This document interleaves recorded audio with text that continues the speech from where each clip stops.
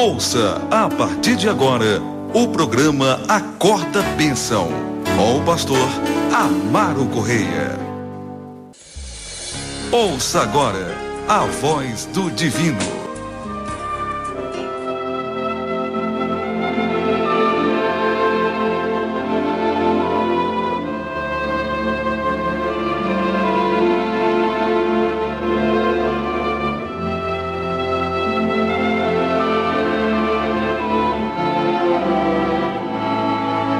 Louvado seja o nome do Senhor Jesus. Amém, amados? Louvado seja Deus.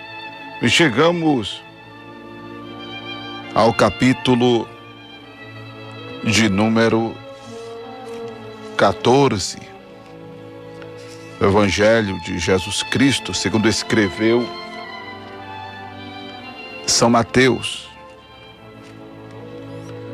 E esse capítulo 14, glorioso, a exemplo de todos esses capítulos que temos lido e que temos ministrado de Mateus,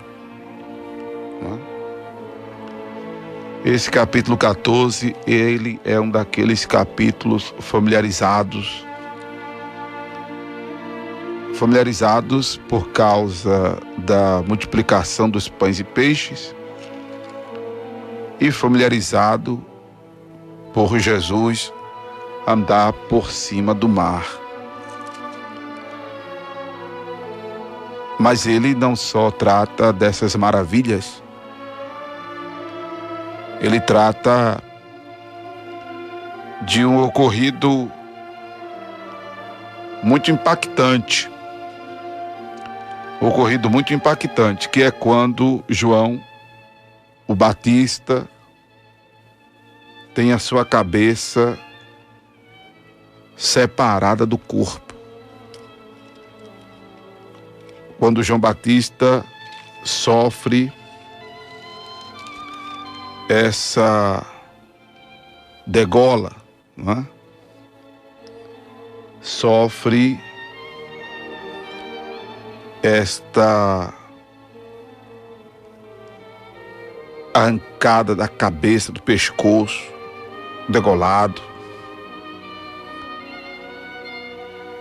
E isso é forte, isso é impactante.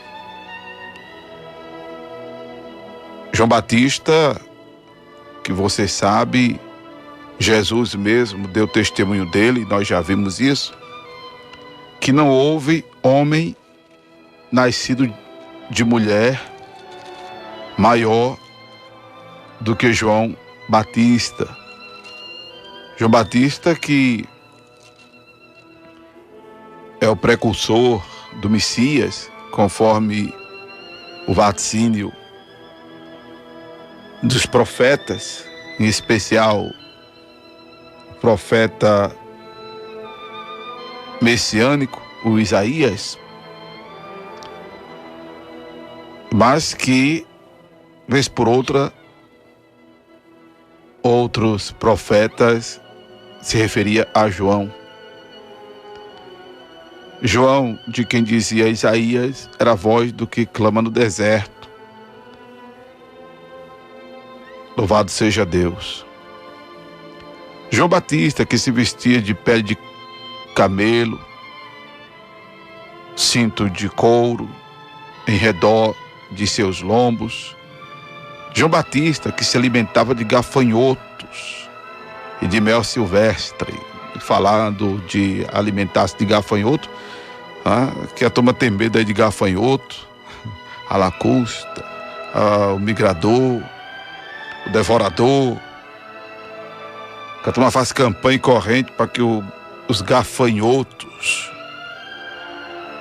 não afetem suas vidas. João Batista comia. É o fraco, né? João Batista comia os gafanhotos.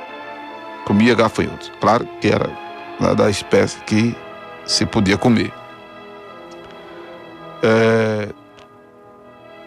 Mas João Batista foi esse que, louvado seja Deus,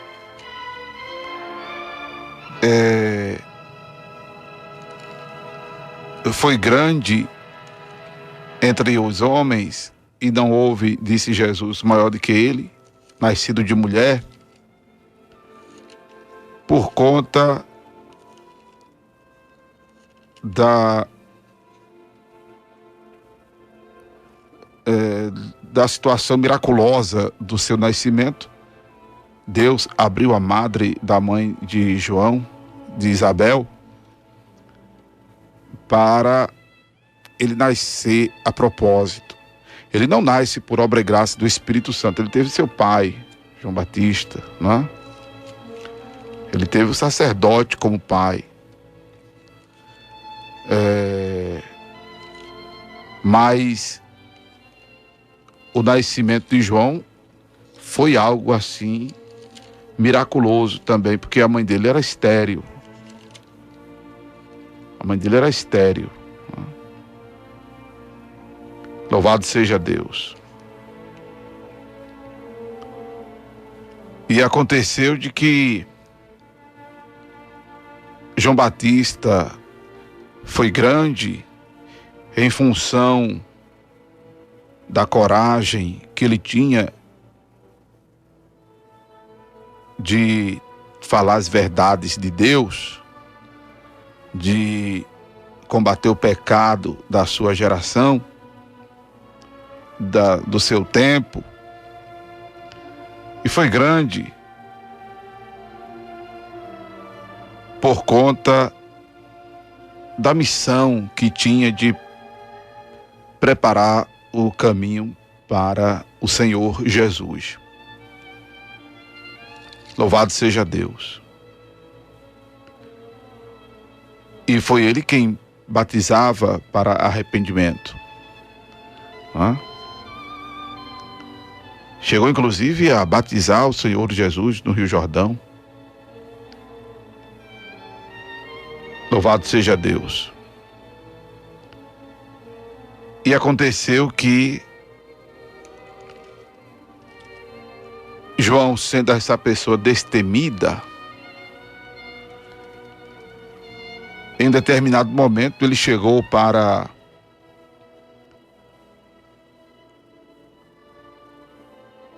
uma das autoridades lá,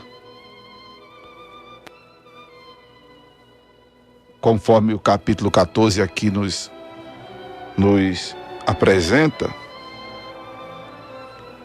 que Herodias, a ex-esposa do meio-irmão de Herodes, o Filipe, que era tio de Herodias, ela havia sido persuadida a abandonar o seu marido e casar-se com Herodes Antipas. E essa prática era uma prática incestuosa. E aí João condena o tetrarca por isso. E Antipas sabia que João estava certo em sua denúncia. Mas Herodias não gostou disso.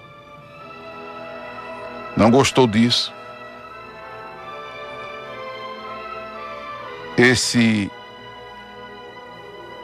Herodes, do qual estamos nos referindo, o Herodes Antipas, é filho de Herodes, o Grande. Irmão, inclusive, de Arquelau. E ele reina do ano 4 a.C. ao ano 39 depois de Cristo. E esse arrumadinho, esse ajeitado para que Herodias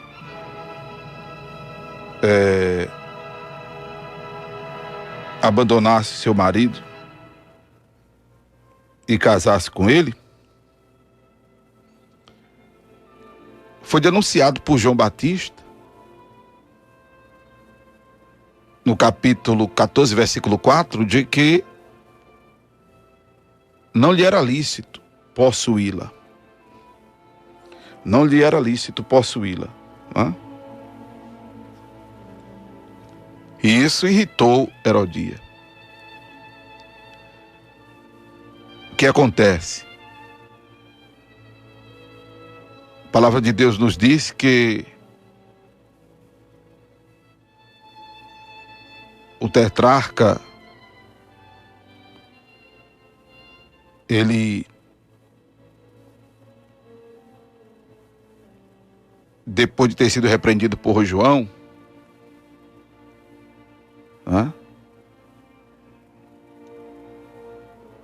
que já estava inclusive manietado, encerrado no cárcere, por causa de Herodias, a mulher de seu irmão Filipe, ele festejando seu aniversário,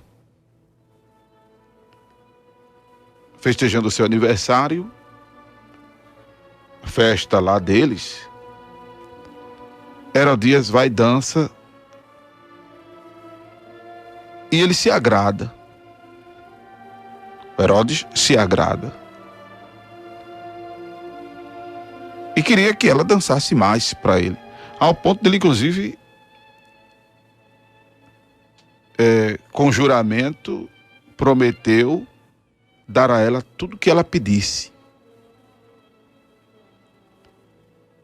Tudo que ela pedisse. Por conta de um jogo de interesse, de maldade, influência maligna, ou em uma influência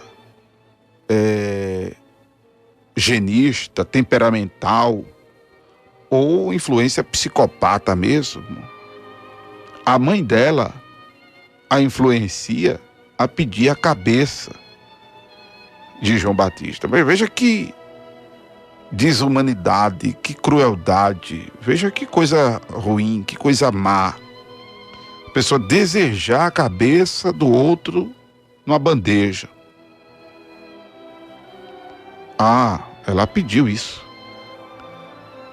E aí Herodias pede ao Herodes a cabeça de João num prato. Ele, apesar dos problemas que tinha com João Batista, ficou afligido, mas por causa do juramento que ele fez para não ser desmoralizado. Agora, uma desmoralização assim, veja que não havia pudor, não havia decência, não havia dignidade. O camarada que já queria ficar ou possuir a mulher do seu irmão.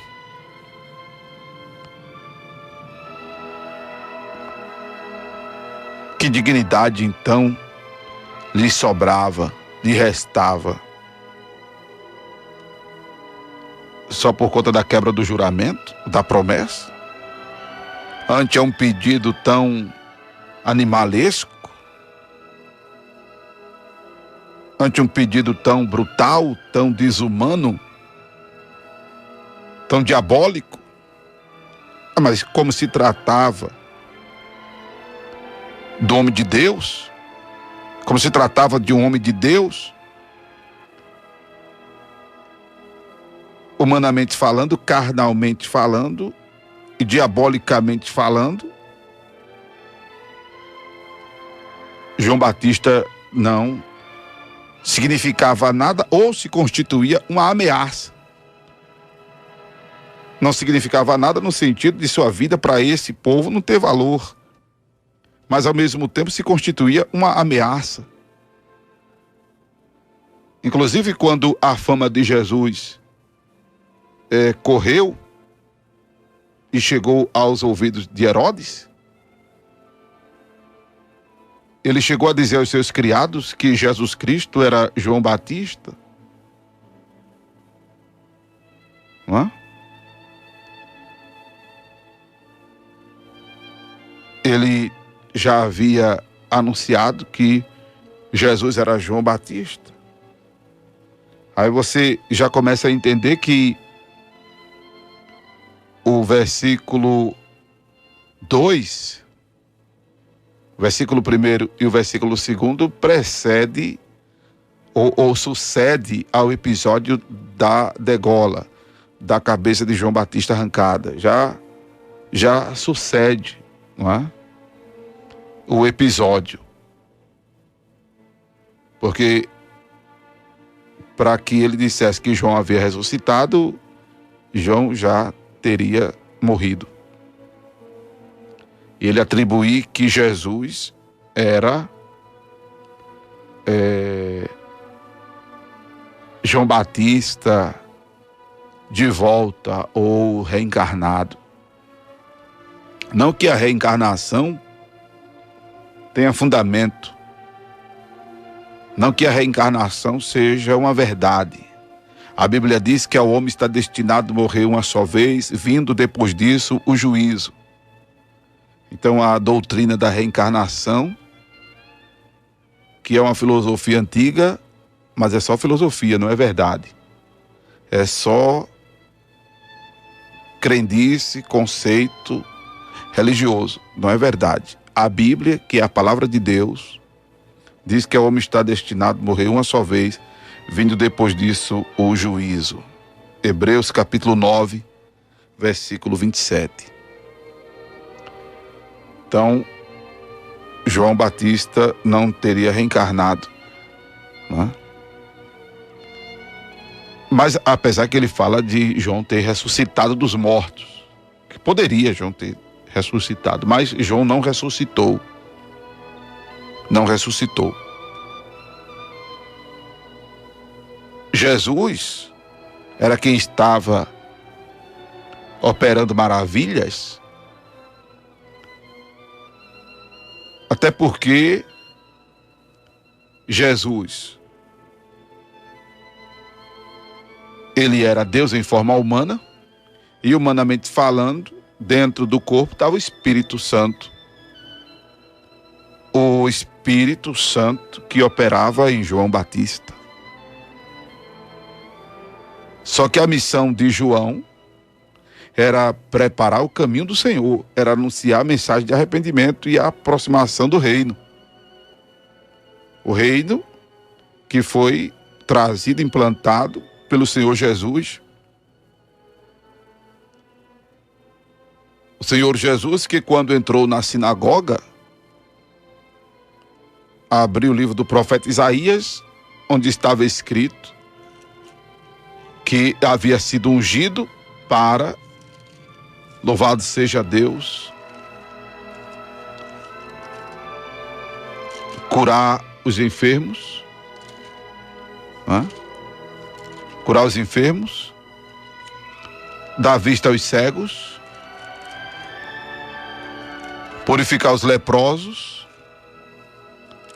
e anunciar o ano aceitável do Senhor, bem como curar os quebrantados de coração e evangelizar os pobres. Lucas capítulo 4, versículo 18 e 19. Além de pôr em liberdade os oprimidos, né? Então Jesus, humanamente falando, ele tinha dentro desse o Espírito Santo. Essa expressão sobre mim fala da capacitação divina dada a nós humanos para evangelizar, curar os quebrantados do coração, apregoar a liberdade aos cativos, dar vista aos cegos, pôr em liberdade os oprimidos e anunciar o ano do Senhor, o ano aceitável do Senhor. E aí, por não ter um conhecimento espiritual, um esclarecimento que se fazia necessário ter para dar uma definição da pessoa de Jesus, né? Que por ocasião, inclusive, Jesus chegou até a perguntar aos discípulos acerca do que diziam dele. Acerca do que diziam dele. Observe que no capítulo 16, Jesus, ele pergunta aos discípulos: quem dizem os homens ser o Filho do Homem? Ele interroga os discípulos quando chega às partes de Cesareia de Filipe. Quem dizem os homens ser o Filho do Homem? Observe que os próprios discípulos que conviviam com ele já por um bom tempo,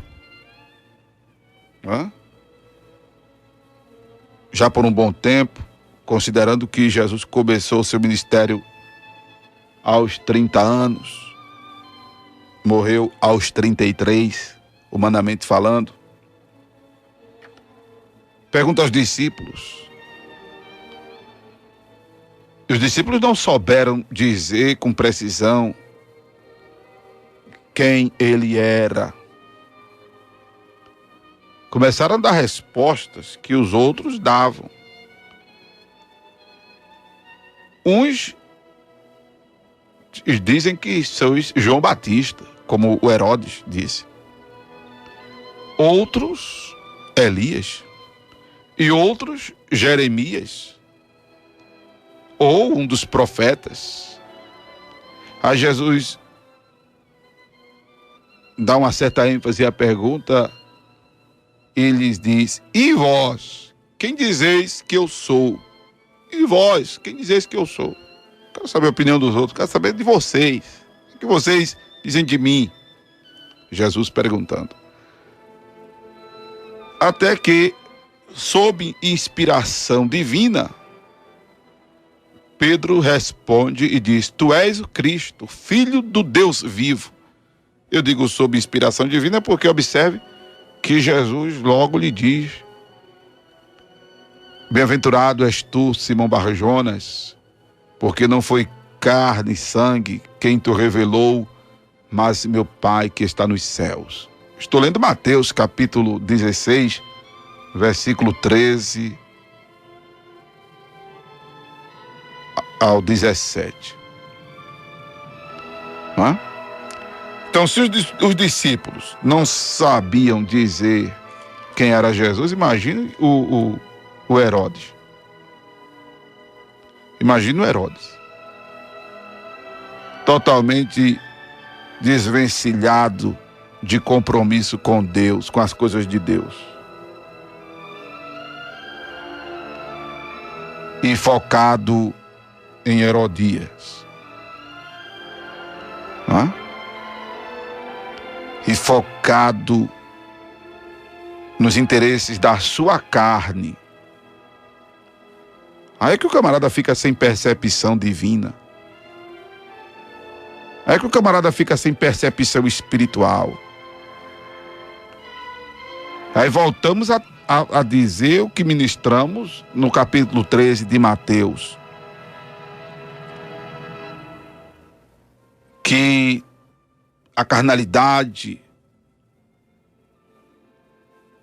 ela bloqueia a operação de Deus em nossas vidas. A carnalidade bloqueia a produtividade de frutos dignos de arrependimento.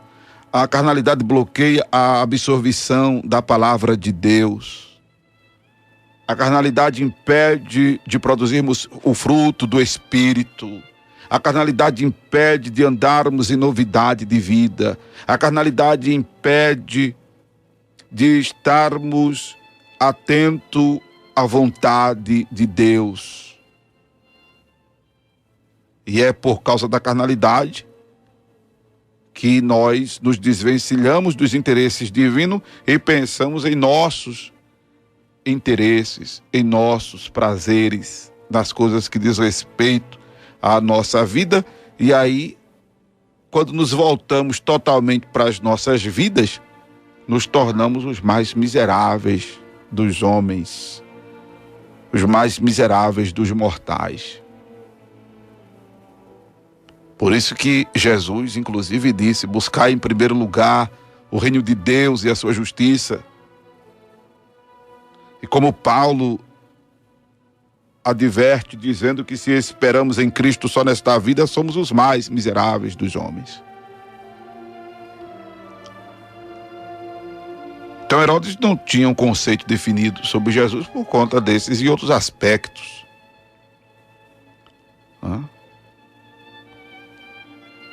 Porque o foco dele, inclusive, era outro. Ao ponto de, mesmo afligido, atende à solicitação de Herodia e manda degolar João no cárcere. E a cabeça de João é levada num prato e dada à jovem. E ela pega e leva para a mãe dela. Que situação. Agora, por que a cabeça de João foi pedida? Por causa dessas razões que já dissemos de Herodes? E porque João se constituía, ao mesmo tempo, uma ameaça para o Herodes e para o adversário das nossas almas.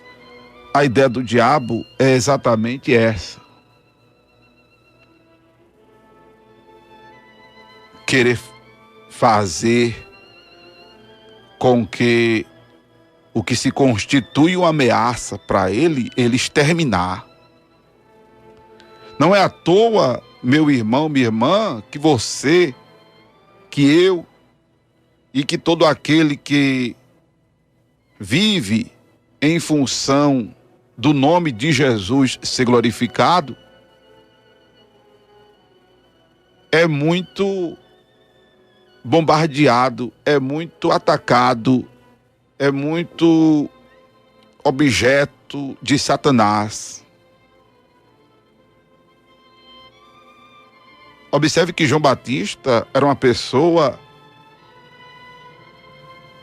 de uma espiritualidade libada. E aí o caráter de João era um caráter libado. Uma pessoa imaculada até, podemos dizer. Apesar de ter nascido de mulher, e por ter nascido de mulher, tinha a natureza pecaminosa. Não é? Porque todo ser humano nascido de mulher foi formado em iniquidade e concebido em pecado. O único que nasceu por obra e graça do Espírito Santo e nasceu em santidade foi Jesus. Mas você não vê nenhuma citação que macule João Batista. Você não vê. Eu estou falando isso pelo princípio da natureza do seu nascimento. Ele não nasceu por obra e graça do Espírito Santo. Foi miraculoso o nascimento dele, sim, mas não foi por obra e graça do Espírito Santo. Teve a semente do homem. Não é? Então ele tinha a natureza pecaminosa, sem dúvida. Não alimentava isso. Procurava viver em santidade, viveu em santidade. Mas você não vê João dando brecha ao diabo, dando lugar à carne, coisa que acontece a mim, acontece a você. Mas que nem por isso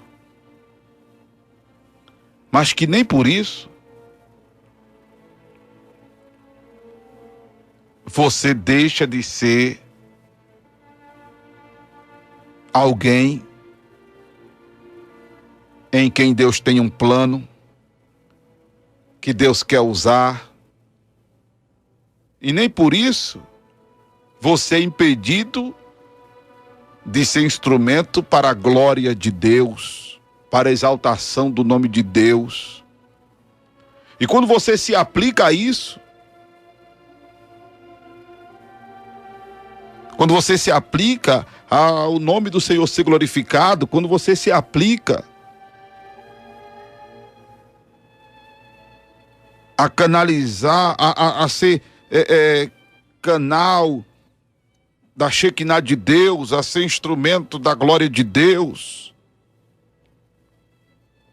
o inimigo investe pesado, ele lhe cerca de todas as áreas para exatamente arrancar sua cabeça. Quando você se constitui uma ameaça para o diabo, ele investe para lhe destruir em todos os sentidos e aspectos. O bombardeio é grande. Quando a gente entende isso, irmãos, a gente cai de joelho pelos homens e mulheres de Deus. E eu lhe convoco a cair de joelhos pelos homens e mulheres de Deus. Porque o diabo investe pesado. Investe pesado para desmoralizar, para denigrir a imagem. E aí quando o homem ou a mulher de Deus dá lugar, aí sem dúvida fica mais complicado isso aí. Mas entendamos que é o inimigo. É o inimigo. Por isso, meu irmão, minha irmã, eu lhe convoco até a se policiar diante de alguma situação que você veja pela mídia, pela internet, pela televisão, pelo rádio, e seja lá por que plataforma for, ou até mesmo o servo do Senhor, uma serva do Senhor que esteja no anonimato.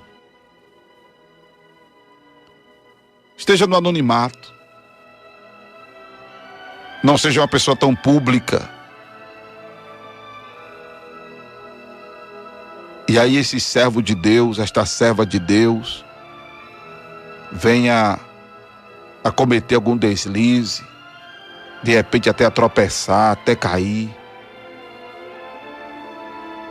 Se policie em não levar adiante a situação deste servo, desta serva. Porque entenda que foi o diabo que investiu. E se você se torna publicitário da desgraça, da miséria e da queda de um homem, de uma mulher de Deus, de um jovem de Deus, de um ministério, você está sendo mensageiro de Satanás. Eu cheguei para algumas pessoas quando ocorreu um caso com um pastor conhecido meu, que foi afastado da igreja, ou saiu da igreja que pastoreava.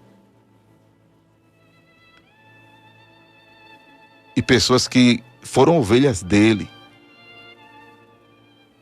vieram me dizer o ocorrido. Eu disse: mas varão, quantas vidas não foram abençoadas através desse homem de Deus, inclusive a sua vida. No instante, calaram a boca e saíram de perto de mim. No instante, calaram a boca e saíram de perto de mim. Porque, amados, eu faço das palavras de Jó as minhas palavras, que é o entendimento que a gente tem comunicado aqui do Evangelho de Jesus. Não é? Jó capítulo, por exemplo, de número 4. Não é nem Jó 4, deixa eu ver se é isso aqui. Jó capítulo 6, verso 14. Ao que está aflito, devia o amigo mostrar compaixão, ainda ao que deixasse o temor do Todo-Poderoso. É como devemos tratar aquele que deixa sequer o temor de Deus. Devemos tratar com compaixão. Como está escrito em Gálatas capítulo 6, versículo 1. Gálatas capítulo 6, versículo 1. Se algum homem chegar a ser surpreendido em alguma ofensa, vós que sois espirituais, encaminhai o tal com espírito de mansidão, olhando por ti mesmo, para que não sejas também tentado. Outro versículo associado a essas declarações, Lucas capítulo 17, versículo 1, quando Jesus disse aos discípulos: é impossível que não venha escândalo, mas ai daquele por quem vierem. Melhor lhe fora que lhe pusessem ao pescoço uma pedra de moinho e fosse lançado ao mar, do que fazer tropeçar um destes pequenos.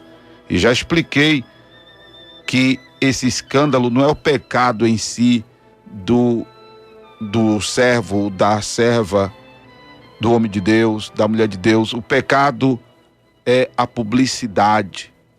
O escândalo é a publicidade do pecado, é o espalhar. É o sair dizendo a um, sair dizendo a outro. Porque o homem de Deus, o pecador, ele se retratando com Deus, ele está perdoado, se arrependeu, pediu perdão, Deus perdoou, ele se retratou com Deus, um coração quebrantado e contrito, Deus não despreza. Mas aí, se eu pego a sua imagem e começo a colocar nas redes sociais, eu pego a sua imagem, levo à televisão, pego a sua imagem, levo denegrida para o rádio e sai denegrindo por aí. Você se retratou com Deus, mas eu, quando divulguei o seu pecado, eu gerei desconfiança nos outros com relação a você. E aí Deus não se agrada desse comportamento. Aí o Senhor diz que é melhor que seja amarrada uma pedra no meu pescoço e eu seja lançado no mar.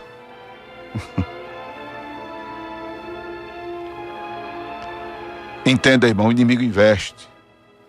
E eu quero convocar a igreja de Deus para orar. Porque a exemplo do que ministramos no capítulo 13, o inimigo tem semeado o joio, as falsas doutrinas, as heresias. O inimigo tem investido para que, além,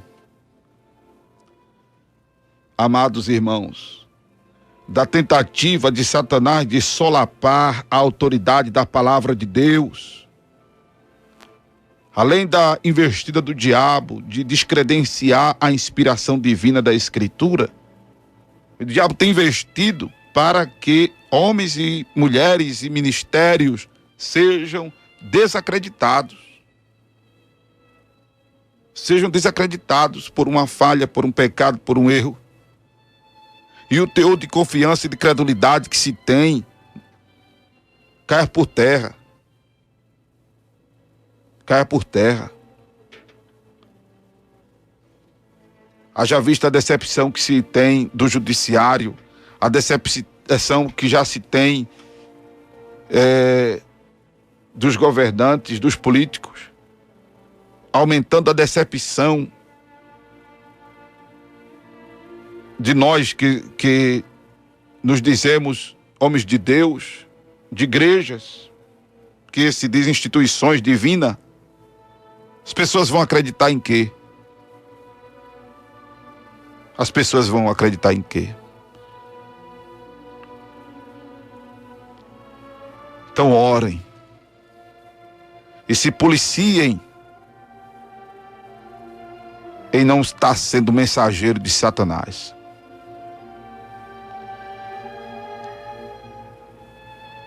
Louvado seja o nome do Senhor Jesus. Amanhã eu continuo com essa abordagem do capítulo 14 de Mateus. Amém? Por causa da exiguidade do nosso tempo. Mas faça bom proveito desta palavra de hoje. E entenda que a batalha espiritual é grande, que você trava. De repente você não tem uma função eclesiástica, você não é um diácono, você não é presbítero, você não é um evangelista, você não é sequer um auxiliar, não é sequer um obreiro, como se diz em algumas denominações, mas você é crente, você prega a palavra, você traz consigo o nome de Jesus. Pensa que o diabo não investe contra a sua vida, não, que investe. Então vamos nos revestir das armaduras de Deus. Vamos nos revestir, mais do que nunca, amados, das armaduras de Deus. Para que o diabo não tenha vez nem voz em nossa vida. E para que ao invés de nossa vida ser lembrança de escândalo, de vergonha, de notícia ruim, de coisa triste, decepcionante, nossa vida seja palco da glória de Deus. Cuide de fazer da sua vida palco da glória de Deus. Louvado seja o nome do Senhor Jesus. Cuide de fazer da sua vida palco da glória de Deus. Amém? Louvado seja o nome de Jesus. Você acabou de ouvir o programa Acorda Bênção, com o pastor Amaro Correia.